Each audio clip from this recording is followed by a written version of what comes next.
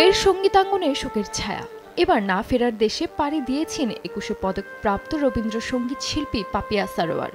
আজ বৃহস্পতিবার সকাল 8টায় রাজধানীর একটি বেসরকারি হাসপাতালে চিকিৎসাধীন অবস্থায় শেষ নিঃশ্বাস ত্যাগ করেন তিনি। ইন্না লিল্লাহি ওয়া ইন্না ইলাইহি রাজিউন। খবরটি গণমাধ্যমে নিশ্চিত করেছেন পাপিয়া সারোয়ারের স্বামী সরওয়ার আলম। তিনি সংবাদ মাধ্যমে জানান, প্রয়াতের মরদেহ বারডেমের হিমঘরে রাখা হয়েছে। কাল জুমার নামাজের পর জানাজা শেষে বনানী কবরস্থানে দাফন করা হবে। জানা যায়, বেশ কয়েক বছর ধরে ক্যান্সারে ভুগছিলেন পাপিয়া সারোয়ার। গত মাসে ঢাকার বসুন্ধরা আবাসিক এলাকার একটি হাসপাতালে চিকিৎসা নিয়েছেন তিনি।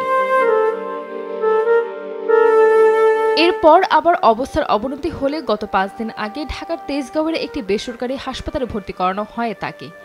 সেখানে চিকিৎসা নিচ্ছিলেন তিনি, কিন্তু শেষ রক্ষা হলো না।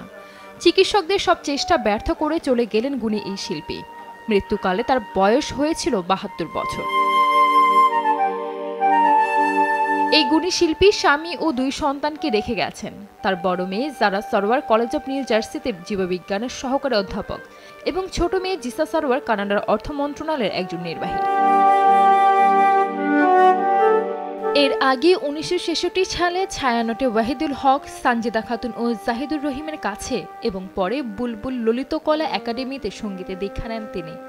তার প্রথম অডিও অ্যালবামটি প্রকাশিত হয়েছিল 1982 সালে।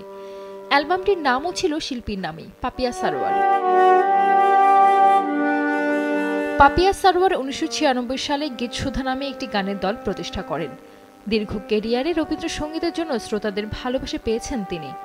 আধুনিক গানেও জনপ্রিয়তা ছিল এই শিল্পীর। তার গাওয়া নাই টেলিফোন নাই রেপিও নাই রে টেলিগ্রাম গানটি তাকে বাংলা গানের শ্রোতাদের মাঝে পরিচিতি এনে দেয়। সঙ্গীত বোদ্ধাদের মতে আধুনিক গান বাছাইয়ে বেশ সচেতন ছিলেন বলে তার অ্যালবামের সংখ্যা কম। এই শিল্পীর সর্বশেষ অ্যালবাম আকাশপানে হাত বাড়ালাম 2013 সালে প্রকাশিত হয়।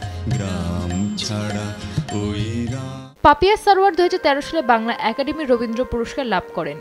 এরপর 2015 সালে বাংলা একাডেমি তাকে ফেলোশিপ প্রদান করেন। সর্বশেষ 2021 সালে 21 পদক পেয়েছেন এই গুণী শিল্পী। পাপিয়া সারোয়ার জাতীয় রবীন্দ্রসঙ্গীত সম্মিলন পরিষদের সাধারণ সম্পাদকের দায়িত্ব পালন করেছেন এক সময়। সর্বশেষ এই পরিষদের নির্বাহী কমিটির সদস্য ছিলেন তিনি।